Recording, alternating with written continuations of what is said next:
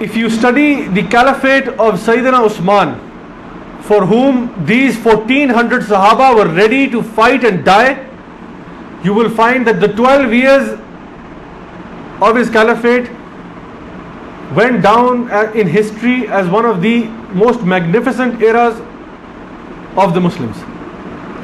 By the grace of Allah subhanahu wa ta'ala, he managed to preserve the Qur'an in its original form and keeping the dialect of the Quraysh in which it was revealed intact, and destroying all other dialects that were out there at that time.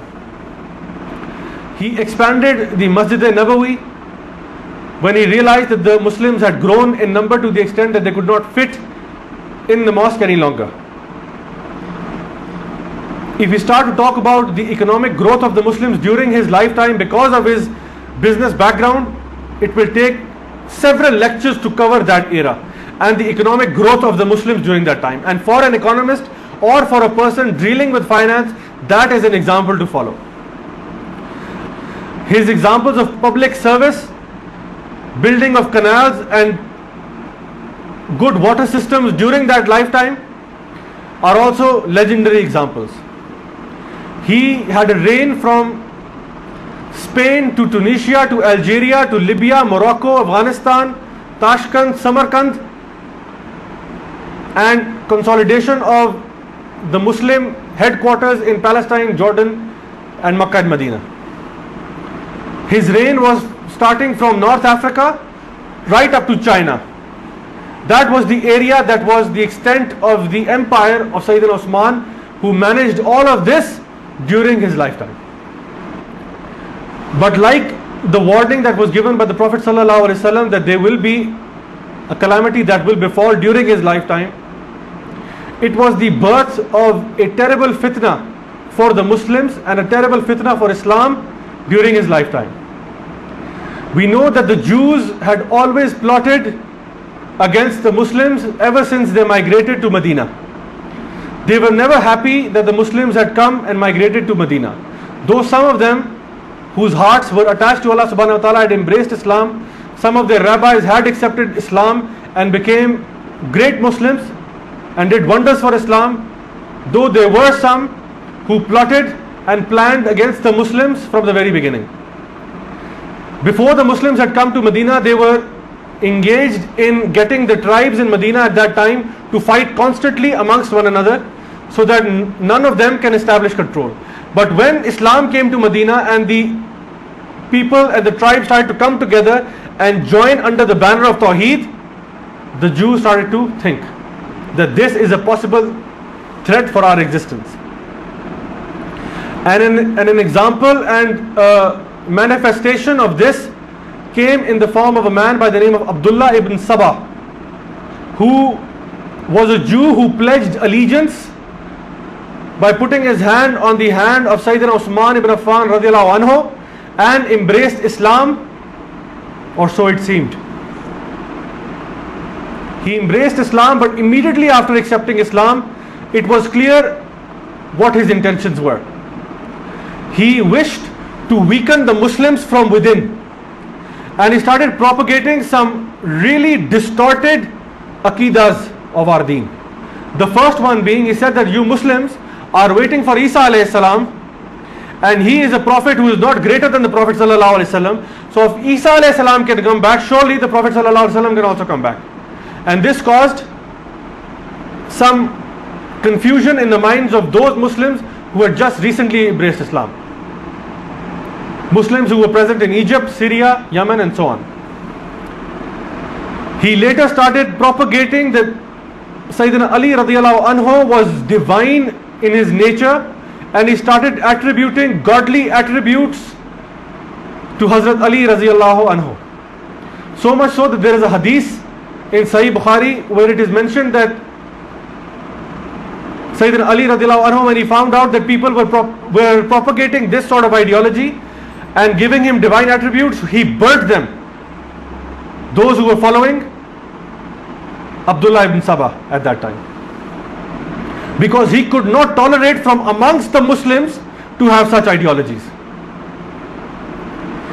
He also propagated that Ali radiallahu anhu had been robbed of the Khilafah, and that the first three Khalifas of Islam had robbed him, and it was not their place to take Khilafah.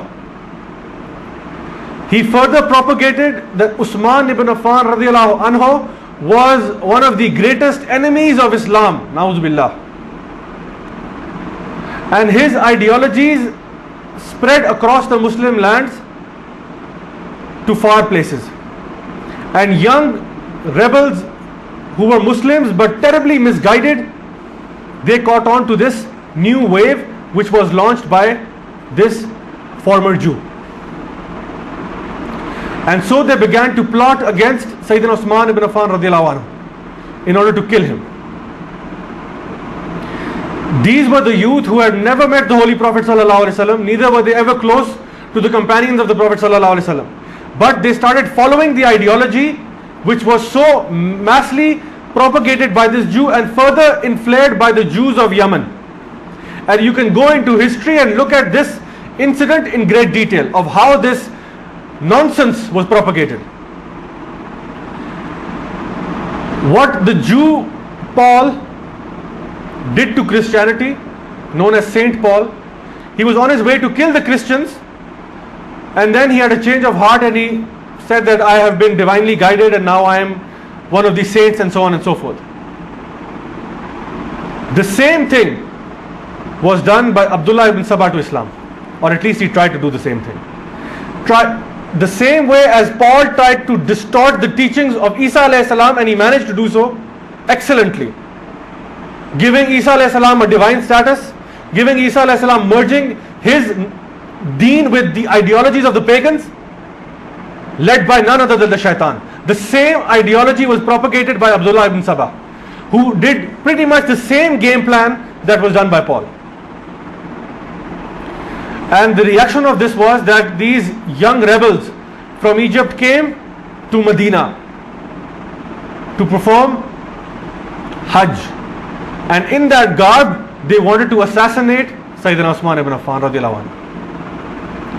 And one of these Egyptian youth asked Abdullah ibn Umar that, "Oh Ibn Umar, I want to ask you something. Please tell me about it. Do you know that Uthman fled away on the day of the battle of Uhud?" And Ibn Umar radiallahu anhu said, "Yes." He said, "Okay. Do you know that Uthman was absent on the day of the battle of Badr and did not join it?" Ibn Umar said, "Yes." He said, "Do you know that he failed to attend the Bayt of Rizwan under the tree and he was not a witness to it?" Ibn Umar radiallahu anhu replied, "Yes." The man said, "Allahu Akbar," as if he was pleased that, "See, I told you Uthman is a corrupt man." And Ibn Umar radiallahu anhu said, "Come, let me explain to you." He said, "As for his flight on the day of Uhud, I testify that Allah has excused him and forgiven him, as it has been mentioned in the Holy Qur'an that Allah subhanahu wa ta'ala has forgiven all of those who left the battle of Uhud on that day. And for his absence from the battle of Badr, it was due to the fact that the daughter of Allah's apostle was his wife and she was sick at that time. And the Rasul of Allah sallallahu alaihi wasallam said to him that you will receive the same reward and share of the bounty of war as any one of those who participated in the battle of Badr. And as for his absence from the pledge of Rizwan, of allegiance, had there been any person in Makkah more respectable than Uthman ibn Affan radiallahu anhu, Allah's Rasul would have sent him instead of him. No doubt Allah's Apostle had sent him, and the incident of a Ridwan pledge of allegiance happened after Uthman had gone to Makkah. Allah's Messenger sallallahu alaihi wasallam held out his right hand saying, "This is the hand of Uthman," and struck his other hand with it saying that this pledge is on behalf of Uthman. What greater honor could a man receive than this? And then Ibn Umar radiallahu anhu said, "Go now and take this information with you." So he had left that young rebel from Egypt completely spellbound and dumbfounded. because of his ignorance and lack of knowledge about the companions of the Prophet sallallahu alaihi wasallam.